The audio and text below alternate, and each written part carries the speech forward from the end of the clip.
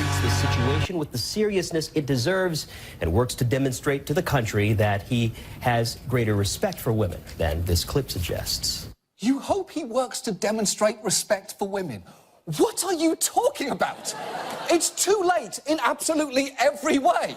First, it's October of an election year, and second, he's fucking 70. But Ryan was not the only outraged Republican. They lined up to disavow Trump's statements, each with a similar theme. I have 5 daughters, and what Mr. Trump said is offensive to me and my family. My wife and I, we have a 15-year-old daughter. I have a wife. I have a daughter. I have a mother. And I have 5 sisters. Although these were not my sisters, this wasn't my daughter, my wife, or my mother to whom Donald Trump was speaking, or of whom he was speaking. This was somebody's sister. This was somebody's daughter. In some cases, it may have been somebody's mother or somebody's wife. Look, as the son of a mother and the husband of a wife, what the fuck does that have to do with anything? You're going through such an elaborate 6 degrees of separation exercise to arrive at someone with a Y chromosome that you can feel sorry for.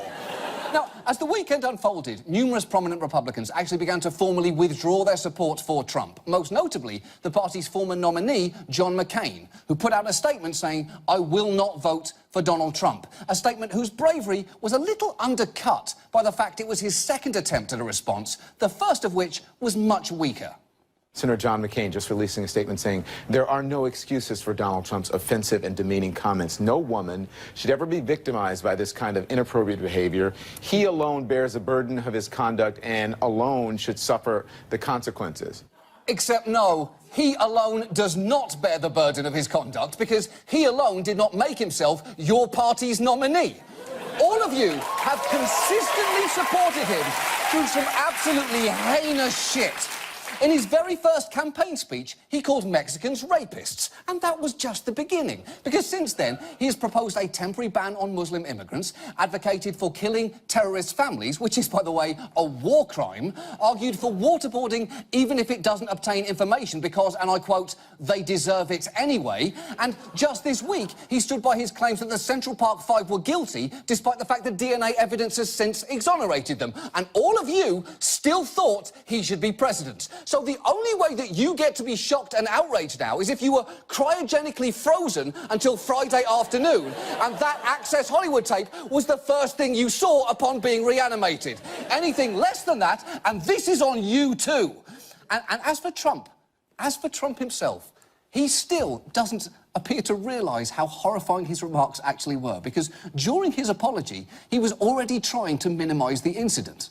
Let's be honest. We're living in the real world.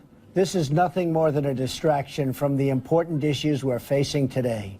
OK, now, first, I am genuinely disappointed to hear him say we are living in the real world. I had secretly hoped this whole election was a horrible dream. And not even my dream, the dream of a racist teenager who fell asleep while masturbating to internet porn. But second, this is not a distraction, nor is it even a surprise. If Jimmy Carter had been caught saying that stuff, sure, we would all be shocked.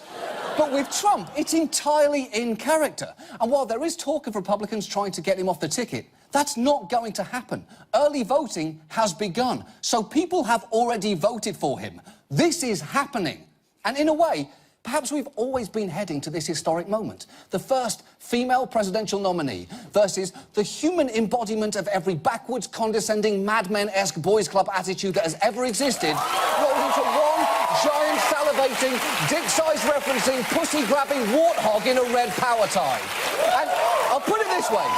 If American democracy is a computer game and Hillary is completing women's 100-year quests to get to the Oval Office, it kind of makes sense that this would be the final boss.